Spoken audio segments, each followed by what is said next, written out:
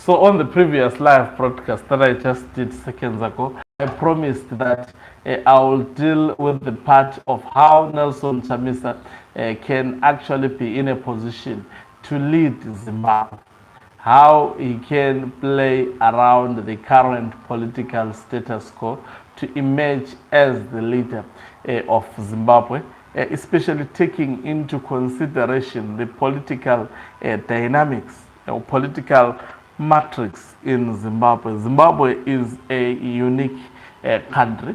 The person who leads Zimbabwe has to be a person who has to meet a certain criteria, not only winning elections. Winning elections does not guarantee you or warranty you to lead Zimbabwe. Greetings and welcome to your lovely channel, the Hloniphani Global News. If you're watching us for the very first time, please do remember to press the subscribe button so that next time when we beam live, you become the very first one to watch us. So again, I'll be relying on the interview that was done by Jealous Mawarire to this other station that I would not love to mention it this time around.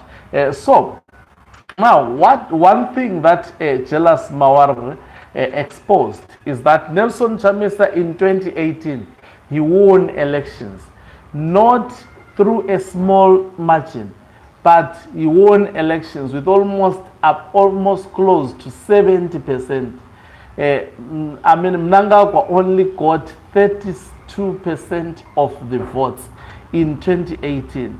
The situation was worse in 2023. So what does this simply mean? It simply means that elections alone in Zimbabwe cannot guarantee someone to be president. As long as Nelson Chamisa comes with the mentality of winning elections, then he should kiss goodbye to the dream of becoming a president. And I will then now explain possible way of actually him leading Zimbabwe.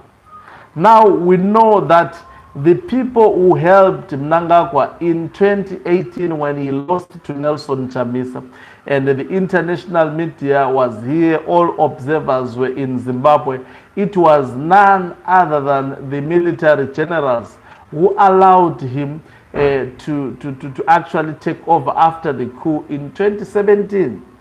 And now, with that very, very important information, we should now ask ourselves, why were the military generals not comfortable with Nelson Chamisa? Number one, they allowed free, fair, and credible elections to take place. Though they did not permit the final results, they are aware of the final results, what Nelson Chamisa got, as well as what Emmerson Mnangagwa got.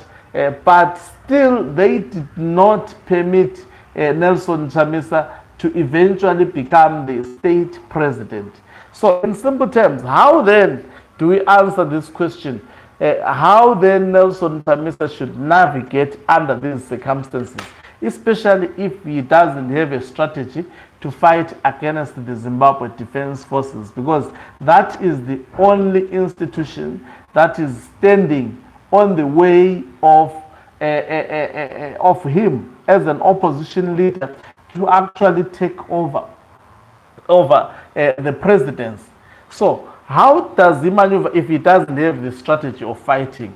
I think this was a good window for him at the moment. We now know that Mnangagwa betrayed the military generals.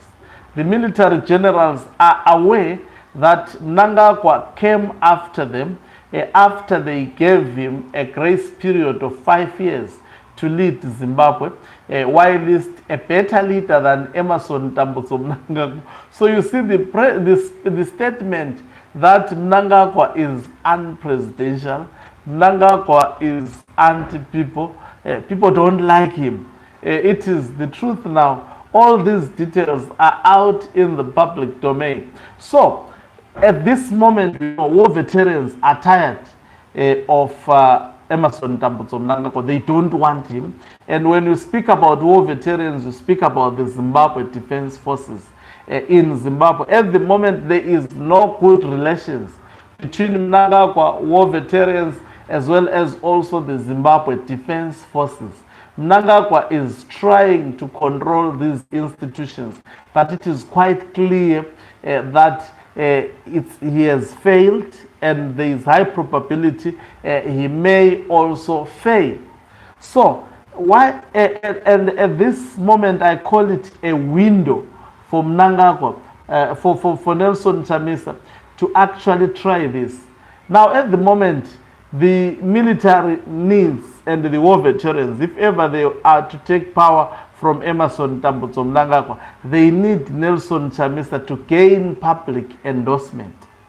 Now, I'm not saying this because I'm saying it's an advice that I'm giving it to him. Maybe he hasn't considered that.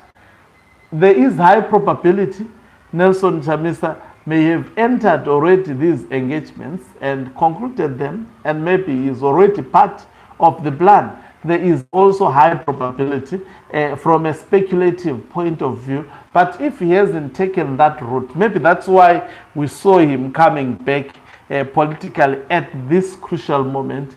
A lot of people may be having this understanding of why is he coming now? He's coming to disturb Chiwenga. What if he's coming to complement what is about to happen to Emmerson Tambutso Mnangagwa? So, as much as all of us we are speculating, it will be imprudent to actually make final judgments at the moment. So, what's best for him if he hasn't done what I've been talking about is to engage the military generals, because they have power in Zimbabwe. They know he won 2 times. They know he's a popular leader, not to be part of ZANU-PF, but to give them assurances.